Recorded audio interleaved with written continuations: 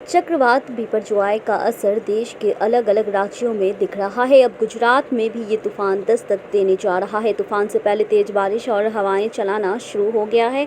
चक्रवाती तूफान के पहुंचने से पहले तमाम तरह की तैयारियां की जा रही है और बड़ी संख्या में राहत बचाव दल मौके पर मौजूद है। तूफान की रफ्तार को देखते हुए राज्य का वन विभाग भी सक्रिय है। सौराष्ट्र क्षेत्र में एशियाई शेरों की सुरक्षा को लेकर के खास इंतजाम किए जा रहे हैं। जहां चक्रवात के ज़्यादा नुकसान की आशंका है, वहां शेरों के चारों तरफ सुरक्षा जाल बिछाया जा रहा है।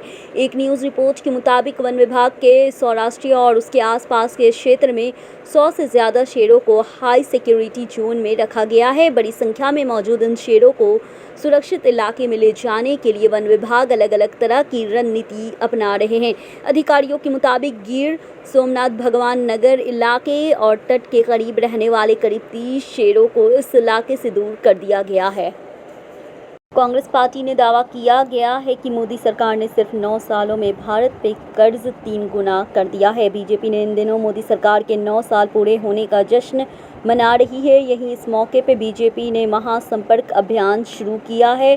वहीं इसके तहत मोदी सरकार के कैबिनेट मंत्री, बीजेपी शासित राज्यों के मुख्यमंत्री और पार्टी कार्यकर्ता देश के सभी राज्यों और केंद्र शासित प्रदेशों में सरकार की उपलब्धियों के बारे में जानकारी दे रहे हैं। पिछले हफ्ता शनिवार को इसी मुद्दे पे कांग्रेस की तरफ से प्रेस कॉन्फ्रेंस की गई थी। इसी दौरान कांग्रेस प्रवक्ता सुप्रियो श्रीनेत ने आरोप लगाया है कि अर्थव्यवस्था की वर्तमान स्थिति के लिए मोदी सरकार का आर्थिक कुप्रबंधन जिम्मेदार है। वहीं सुप्रियो श्रीनेत ने कहा है, मोदी सरकार 9 साल का जश्न मना रही है तो ज़रूरी है कि आईना भी दिखाया जाए। नरेंद्र मोदी जी ने वो कीर्तिमान स्थापित किया है जो इस देश के 14 प्रधानमंत्री उनसे पहले नहीं कर पाए हैं।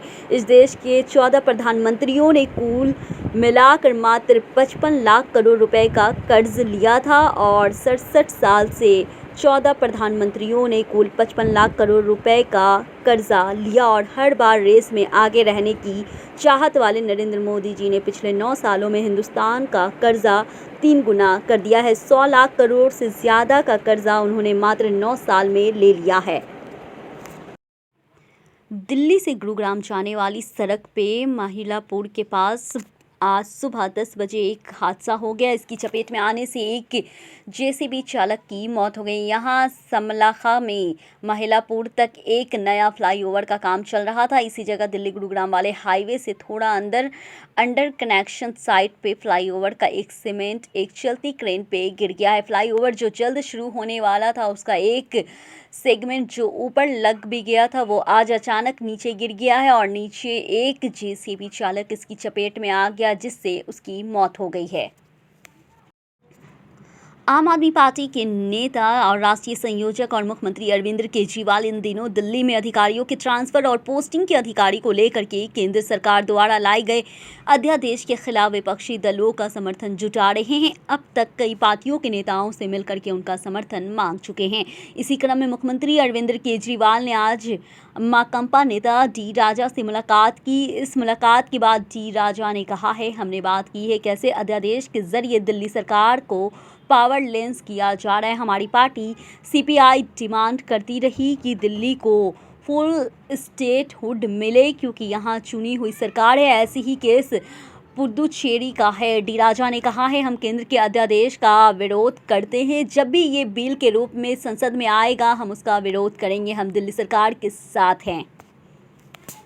तमिलनाडु के मंत्री वी सेंथिल बालाजी को धन संशोधन रोकथाम कानून के प्रावधानों के तहत गिरफ्तार किया गया है। पूछताछ के एक लंबे सत्र के बाद उन्हें गिरफ्तार कर लिया गया है। मंगलवार को उन्हें बेचैनी की शिकायत के बाद शहर के एक सरकारी अस्पताल में भर्ती कराया गया था, जहां डॉक्टरों ने उनको बाईपास सर्जरी करवाने की सलाह दी थी।